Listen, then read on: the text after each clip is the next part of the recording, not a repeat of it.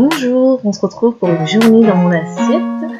N'oublie pas de t'abonner sur mon compte Instagram pour me dire si tu fais ces recettes là et on se retrouve avec le petit déjeuner. Donc vous allez trouver ça pour ceux qui me suivent depuis le début. J'ai recommencé à manger le matin parce que en fait j'avais faim et vu que je suis mes sensations de faim et de satiété, et ben j'ai repris de manger le matin. Donc là c'est un demi petit déj que je mange qui est très rapide avant d'aller à la salle. Donc là c'était une vidéo, j'ai tourné ça avant que la salle de sport ferme. Donc c'est 2 yaourts avec du muesli, c'est à peu près 50 grammes que je mange ça avant d'aller à la salle. Donc là je vais vous montrer mon lunch. Ça sera une pizza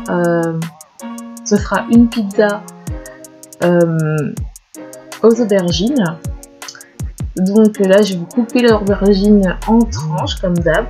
Là j'ai un peu modifié parce qu'en fait la dernière fois quand j'avais fait la recette j'avais mis comme ça, vous pouvez aussi la faire, mais là j'ai rajouté un petit peu, j'essaie de l'améliorer à chaque fois pour que ça soit mieux et surtout pour que ça change un peu de goût. Donc vous coupez en tranches, bien sûr vous l'assaisonnez avant, un peu de sel, poivre, paprika. On peut mettre des herbes de Provence dedans, voilà, c'est très très bon. Et là moi j'ai rajouté de la crème liquide 4%. Et puis là j'ai coupé les tomates cerises. Bon, bien sûr vous pouvez utiliser les tomates normales et vous les coupez en tranches et vous mettez ça au-dessus.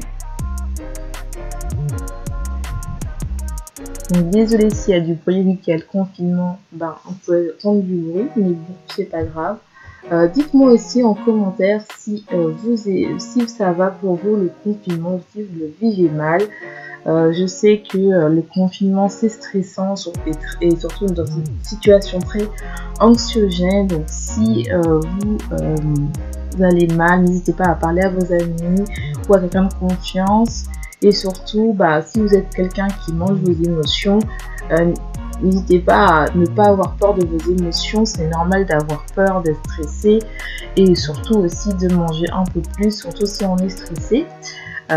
N'oubliez pas, je vais vous mettre une vidéo pourquoi on mange trop.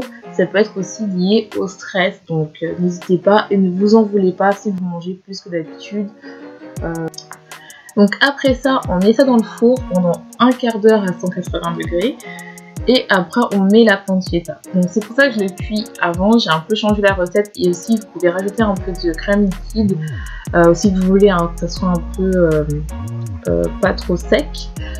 Moi j'ai pas rajouté tout ce qui est bon et après vous pouvez mettre la pancetta. Donc bien sûr vous pouvez mettre du jambon cru, du jambon blanc, du jambon cuit, vous pouvez mettre du saumon, vous pouvez mettre juste du fromage et franchement c'est très très bon.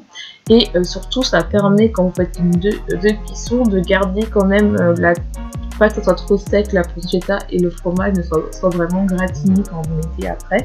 Alors que si vous mettez tout en même temps comme j'ai fait la première fois, faut faire très attention à la cuisson. Donc c'est très rapide, mais vu que faut faire attention parce que les aubergines ça rend l'eau. Donc j'ai remarqué avec ces deux doubles cuissons ça marche comme ça. Donc dites-moi si vous aimez les aubergines ou pas, et si vous n'aimez pas les aubergines, vous pouvez remplacer les aubergines par de la courgette. Mais aussi je recommanderais à la courgette de la cuire un peu avant pour qu'elle rejette le maximum d'eau. Comme ça quand vous mettez les tomates qui va rejeter de l'eau et après soit le fromage directement ou vous rajoutez de la crème avec la charcuterie que vous voulez ou du saumon fumé ou juste du fromage, ça fera quand même un effet pizza et non pas un reflet genre ça fait tout plat. Et surtout faut couper des grosses épaisseurs de courgettes. Donc comme ça il y aura pour tous les goûts. Et donc voilà. Donc là je suis en train de mettre le fromage comme vous voulez. Et pareil pour le fromage, moi j'ai mis du comté, mais vous pouvez mettre de la mozzarella, vous pouvez mettre de l'emmental, c'est vraiment, ou bien vous pouvez mettre du chèvre dessus, pourquoi pas. Enfin vraiment ça dépend vraiment de vous, de vos goûts. Et on obtient cet effet là. Et que j'ai accompagné ça avec du riz complet bien sûr parce que il faut des féculents, parce que moi au bout de quelques temps j'ai faim. Donc là je vais vous passer le dîner. Donc là vous allez voir, vous avez vu vers là-bas il y a déjà le poulet de sornade coupé. Donc épargner le coupage de butternut. Et là, en fait, je vais couper les oignons, les aubergines que je vais mettre dans la soupe, parce que là, ce soir, je fais une grosse soupe que j'avais accompagnée avec de la viande, bien sûr, c'est toujours une protéine. Et j'ai mis des féculents aussi, que ça va être de la patate douce. Là, vous coupez le chou. Pareil, il faut couper en tranches. Si vous avez un Thermomix, vous mettez tout dedans. Ou bien si vous avez un soup maker, pareil, vous mettez tout dedans.